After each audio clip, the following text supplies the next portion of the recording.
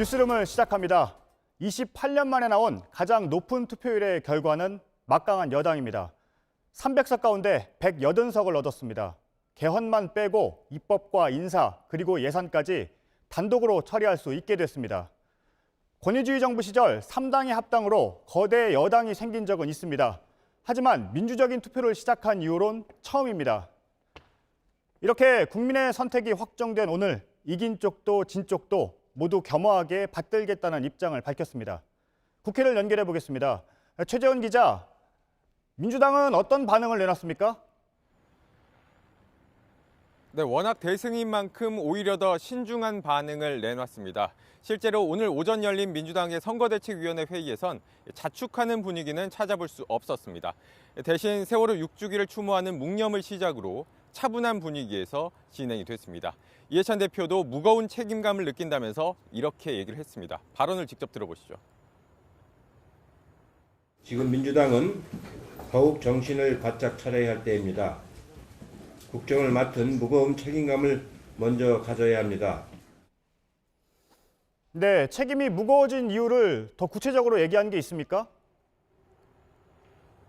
네, 이런 얘기가 나왔습니다. 이 180석이나 얻었기 때문에 21대 국회에서는 야당이 발목을 잡고 있다는 얘기를 할 수 없게 됐다. 이런 말이 나왔습니다. 앞으로 국정 운영의 책임을 온전히 지게 됐다는 뜻입니다.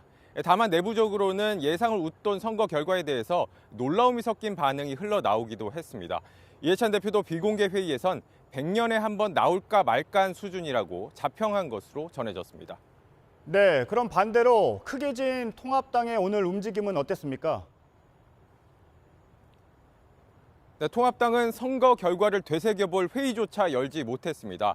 황교안 대표가 사퇴를 한 데다 조경태 최고위원 1명 빼곤 지도부 모두가 낙선을 한 상황이라 사실상 지도부가 붕괴된 상태이기 때문입니다.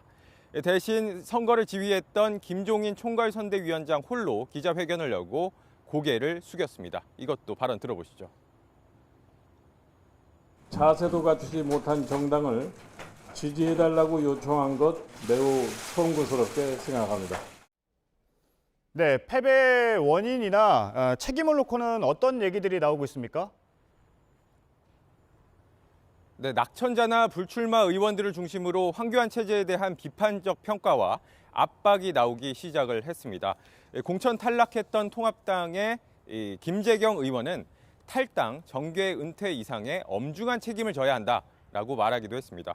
또 불출마를 선언했던 박인숙 의원도 황 대표를 정점으로 한 지도부가 국민 정서는 아랑곳하지 않고 마음에 염장 지르는 일만 했다라고 비판하기도 했습니다. 이런 가운데 통합당은 세월호 참사 6주기를 맞아 선거 막판 터져나왔던 차명진 후보의 막말 논란을 의식한 듯 한 번도 유가족의 아픔을 가벼이 생각해 본 적이 없다라는 논평을 내기도 했습니다. 네, 최재원 기자였습니다.